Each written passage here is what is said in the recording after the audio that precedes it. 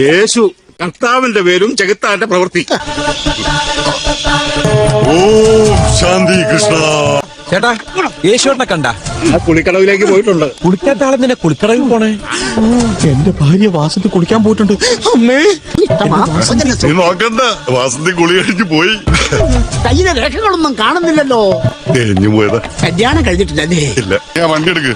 അതിനിവിടെ വണ്ടിയില്ല. ഈ സൈക്കിൾ പിന്നെന്താ, വണ്ടി അല്ലാതെ കുണ്ടിയാ. അയ്യേ, ദേഷ്യം വന്നപ്പോ ഞാൻ സംസാര ഭാഷയിൽ അല്പം പിന്നോക്കം പോയി. സത്യത്തിൽ ഞാൻ ഈ മുന്നോക്ക ഭാഷയാണ് പ്രയോഗിക്കാൻ ഉദ്ദേശിച്ചത്. പെണ്ണു വിഷയത്തിന്റെ എങ്ങനെ തൽപരന, പക്ഷെ ഇതുവരെ യേശുവേട്ടൻ മാമയാ? അല്ലേ? അതെത്രയുണ്ട്? ഇതൊന്ന്. ആ, എന്റെ മകൻ 1000. അപ്പൊ 1001 തിരക്കെ പറക്കും. പെരട്ട കളവ. ഓനീ പൊരുത്തമുള്ള പെൺകുട്ടികളെ കാണുമ്പോൾ നിന്റെ വലം കണ്ണ് പെടക്കും, കയ്യിലെ രോമങ്ങൾ വിജൃംഭിക്കും. എന്ന് വെച്ചാ ഒന്നു യേശുവേട്ടൻ അപ്പം നമ്പൂരിയായിട്ട് വരാന്ന് പറഞ്ഞിട്ട് യേശുവേട്ടൻ അപ്പം തമ്പൂരിയായിട്ട് വരാമെന്ന് പറഞ്ഞു.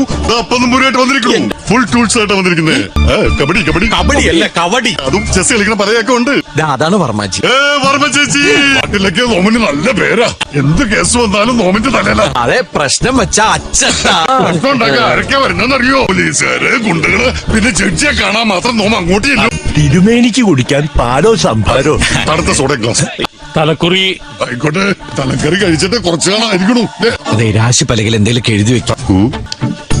അയ്യേ, തമ്പുരാന്റെ നക്ഷത്രം മൂലം. അതെ, മുഖത്ത് എഴുതി വെച്ചിരിക്കണു. മൂലം വെച്ചൊരു ശ്ലോകം ചൊല്ല്.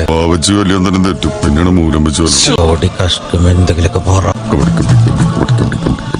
വിടാത്തോന്നുള്ളത് എന്തൊരു സുഖം. വെറുതെ അല്ലേ ജോത്സ്യന്മാര് ഇതിന് പിടിവിടാത്തത്. എന്താ പിന്നെ ബാക്കി നാളെ ആവാം. വീശാൻ സമയമായിരിക്കണു. എന്താ കങ്കാറ്റ് വീശാറായാ പിന്നെ അത് ഈ രാശി പറയുന്നതിന്റെ ഒരു, അല്ലേ? കയ്യും പറക്കും.